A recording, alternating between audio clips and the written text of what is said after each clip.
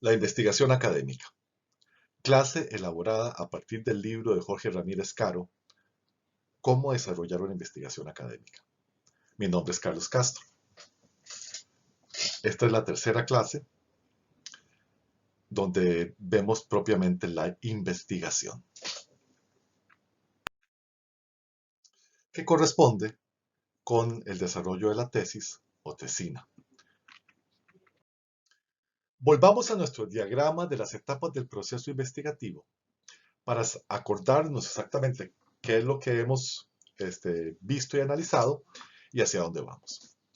La semana pasada nos abocamos a analizar claramente todas las etapas del diseño, tanto la exploración como la formulación propiamente del diseño, la investigación que vamos a hacer.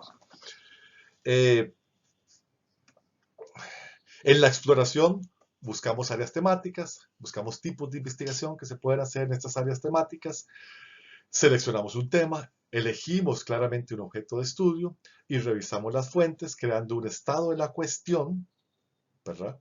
Para saber hasta cuál es el límite de la frontera del conocimiento sobre este objeto de estudio en específico. Y escogemos una teoría y una metodología para poder analizar nuestro objeto de estudio.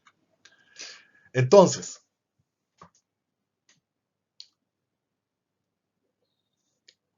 formulamos luego claramente la problemática que vamos a tratar de resolver. A través de un problema general y problemas específicos que se derivan de ese problema general.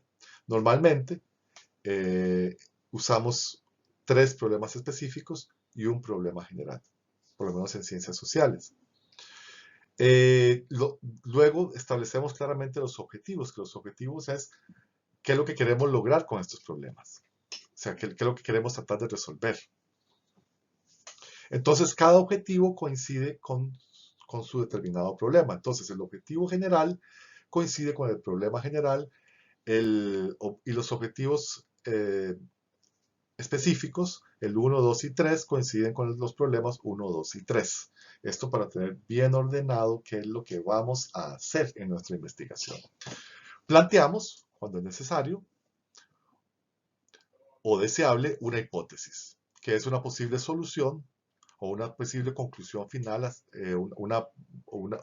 estamos proyectando qué es lo que queremos encontrar.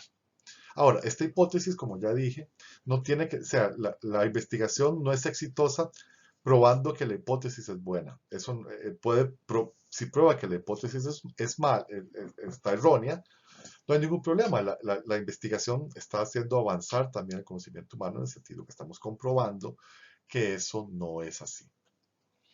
Hay que escoger una teoría y un método específicos y delinearlos claramente. Y hay que hacer un esquema capitular, decir qué vamos a hacer, cómo vamos a vertir este contenido en forma capitular de los capítulos que vamos a desarrollar en la investigación. Entonces, eso es la etapa del diseño, ¿verdad?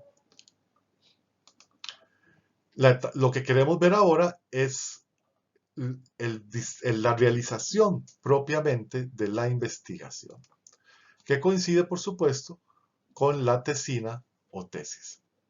Como vemos, aquí tenemos 2 etapas también. El análisis e interpretación, que corresponde con los capítulos, y como ya dije, cada capítulo corresponde con los problemas y los objetivos. O sea, por ejemplo, el capítulo 1 trata de resolver el problema 1 y el objetivo, y trata de lograr el objetivo 1. ¿Verdad? Por eso es que los problemas y los objetivos van relacionados. El capítulo 2 responde al problema 2 y pretende lograr el objetivo 2. Y de esa manera con el 3 también. Entonces, así es como logramos que nuestra investigación vaya en una dirección clara, definida y científica. Sigamos adelante. Veámoslo aquí visualmente lo que acabo de explicar. En el desarrollo, realizamos el capítulo 1, que corresponde con el objetivo específico 1 y, como ya dije, con el problema específico 1. Lo mismo con el capítulo 2 con respecto a los objetivos y problemas número 2 y con el capítulo 3. Eso es el desarrollo de estos objetivos y la resolución de estos problemas es lo que nos va a dar el material para escribir los capítulos 1, 2 y 3 de nuestra investigación.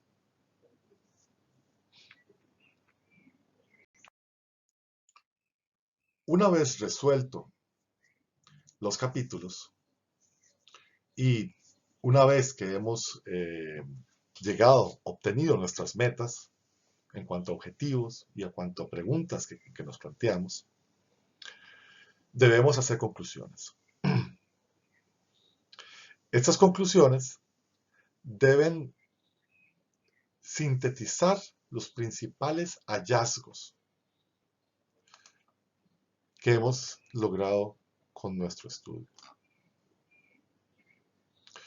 Esto es importante porque es necesario determinar cuál es el aporte que nuestro estudio ha dado. Este aporte puede dar para polémicas o para adhesiones a otros resultados.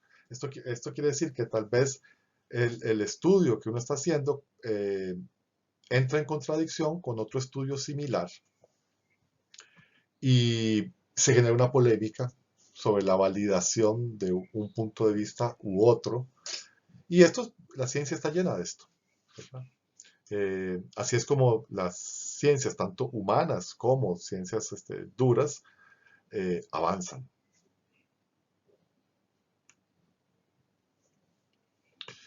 Es importante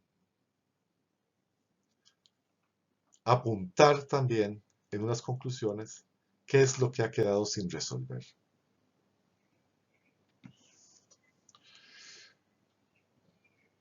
¿Por qué? Porque esto nos va a dar pie para futuras investigaciones, tanto nuestras, si es que os interesa continuar con la temática, o de otros investigadores.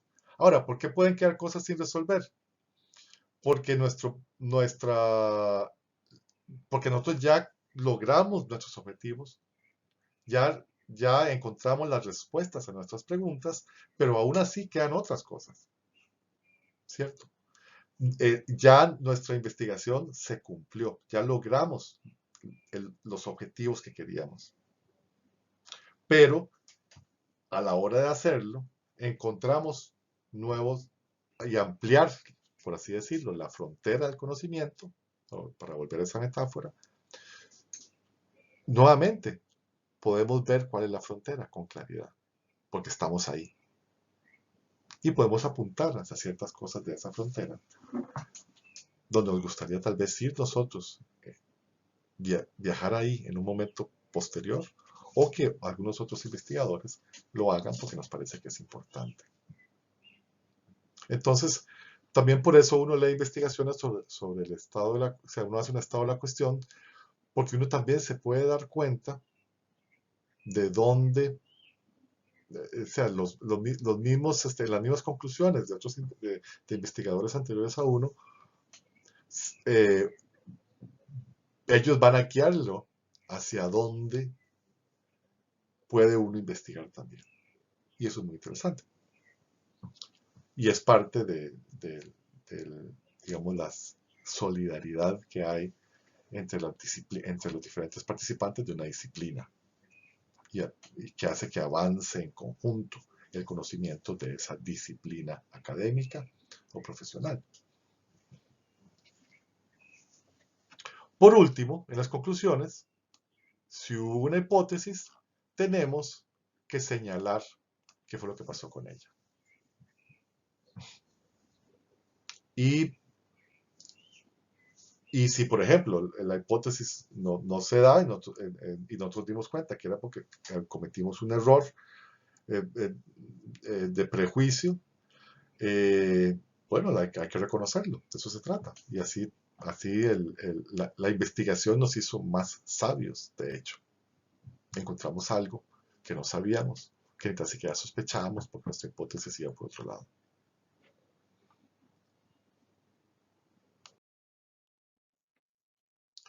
Por supuesto, que debe haber, que las referencias bibliográficas deben estar muy claras. Tiene que presentarse en orden alfabético y según lo estipulado en algún manual de estilo, por ejemplo, el MLA o el APA. El manual de estilo que se utiliza depende muchas veces de la disciplina. Eh, Ciertas disciplinas utilizan el MLA y otras utilizan el APA. La Universidad de Costa Rica utiliza en su mayoría el APA. En la escuela de música, pero se ha utilizado, eso sí, el MLA. Pero lo importante es que una vez que se escoge un sistema, por la razón que sea, ya sea que es porque esa es la forma que la universidad pide los materiales o que la escuela en particular pide los materiales, hay que, hay que seguir el manual y la norma siempre. Y estos manuales no son solamente para referencias de libros, sino también, por supuesto, de revistas, de revistas virtuales o no, ¿verdad? De todo tipo de documentación de cómo es que se tiene que estipular y numerar, ¿verdad? Entonces, o sea, y obedecen a un, a un orden bibliotecológico, inclusive, ¿verdad? Eh, entonces es muy importante que respetar el manual que se utiliza porque es parte de lo que se requiere y de lo que es norma justamente en la investigación académica. Y por supuesto que esto responde a la pregunta de cuáles fueron las fuentes consultadas. Es muy importante que que un autor diga de dónde viene todo lo que está poniendo ahí en su libro. En el caso de esta clase, por ejemplo, yo dije que toda esta clase, todo el material de esta clase está sacado del libro de Jorge Ramírez Caro, Cómo diseñar una investigación académica. Entonces, esa es mi fuente. Bueno, continuamos.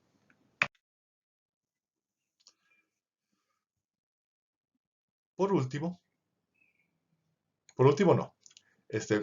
Sí, por último, en lo que sería la parte escrita de una tesis o tesina, tenemos que añadir los anexos, que son los instrumentos que utilizamos, por ejemplo, encuestas, entrevistas, grupos focales, transcripciones de estos, ¿verdad? Los documentos, las cartas, leyes, mapas, fotografías, grabaciones, video, en caso, por ejemplo, de entrevista o en caso de documentación gráfica que es necesaria.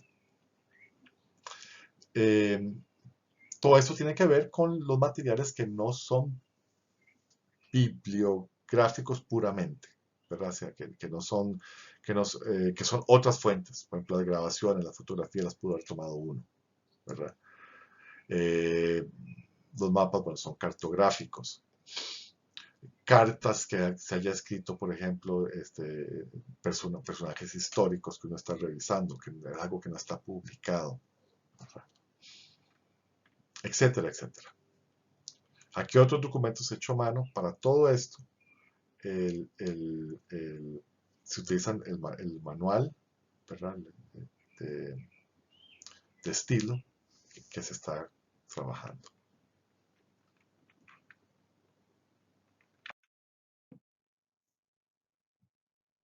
Esto tiene más que ver con el diseño, pero recordemos que para lograr todo esto, para lograr que la investigación llegue a buen puerto,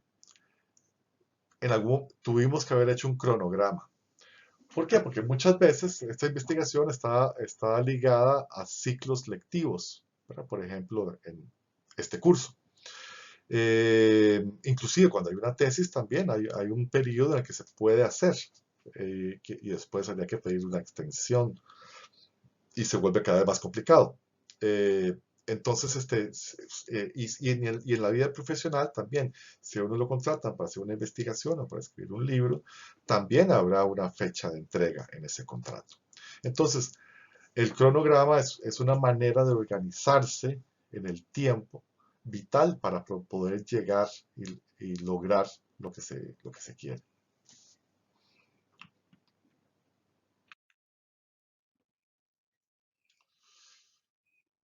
Es necesario, por supuesto, hacer un presupuesto, hacer, por supuesto, hacer un presupuesto, ¿verdad?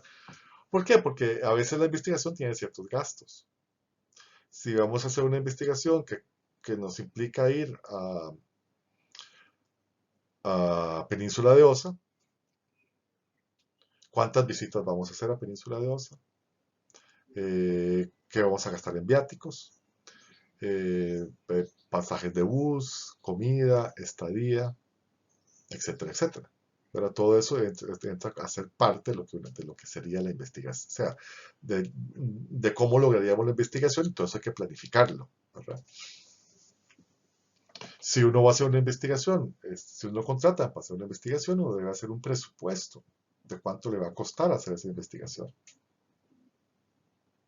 Tengo que trasladarme, digamos, a París, porque los documentos que necesito solamente están ahí en una biblioteca específica de la Universidad de la Sorbona, ¿verdad? Bueno, todo eso es parte de lo que uno debe considerar. Y por supuesto, ustedes están pensando en algo que es muy caro, pues no se va a poder si no tienen los recursos o si no se consiguen esos recursos.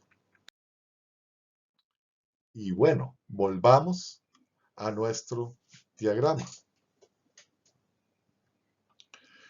El, el desarrollo de los capítulos implica que la creación de la investigación no es algo lineal, ¿verdad? No es que uno llega y hace capítulo 1, ya lo hice, capítulo 2, si uno se siente y empieza a escribir, escribir, escribir, escribir, ya lo terminé. No, no funciona así. Es más bien algo más circular. Y estamos yendo, estamos trabajando en el capítulo 1 y después nos llega una información del capítulo 3 y reconstruimos algo del capítulo 2 y después ya lo tenemos todo listo, pero ahora cuando lo terminamos nos dimos cuenta que tenemos que cambiar cosas de la primera parte porque ahora ya sabemos mucho más sobre el tema y cuando le pasamos la primera vez estamos bastante verdes todavía, etcétera, etcétera. Entonces, la escritura de una investigación es más un proceso de espiral, ¿verdad?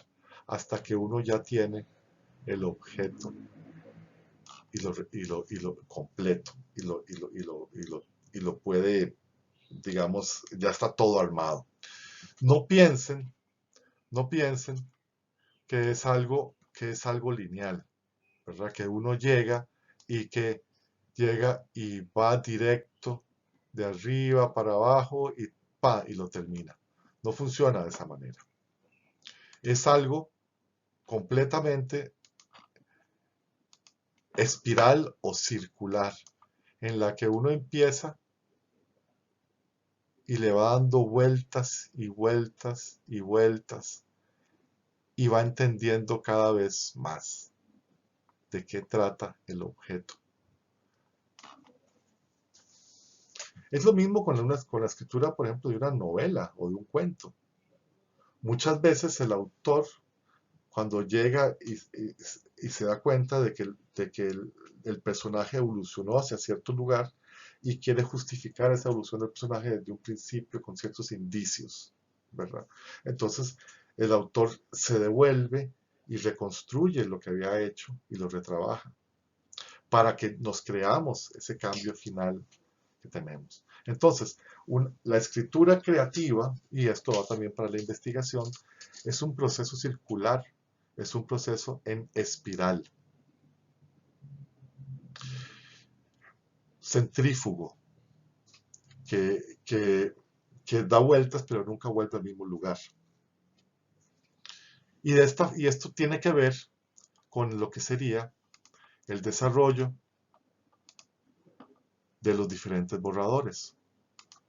El primer borrador, o sea, una primera versión de todo, donde uno sabe que hay puntos flacos, un segundo borrador y una versión final. Ahí estamos hablando, ¿verdad?, de un proceso corto. En una tesis uno puede tener, no sé, fácil 100 borradores, ¿verdad?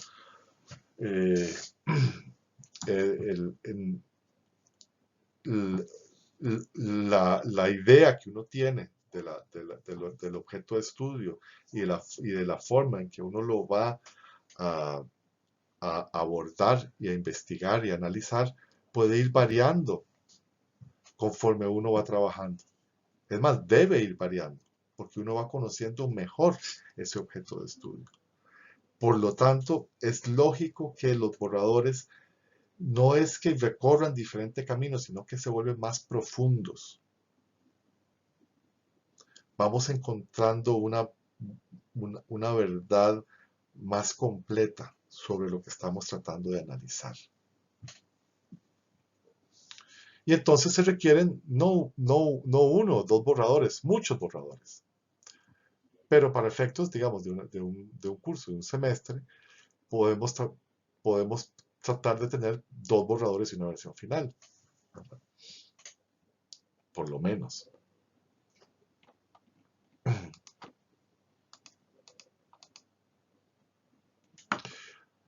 Por último, estaría lo que se llama la socialización o la defensa de la tesis.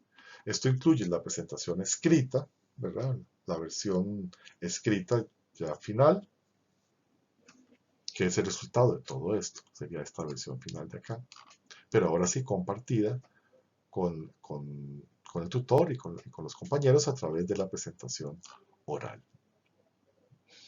La presentación oral, yo no sé cómo vamos a hacer todavía, si eso va a ocurrir en nuestro curso.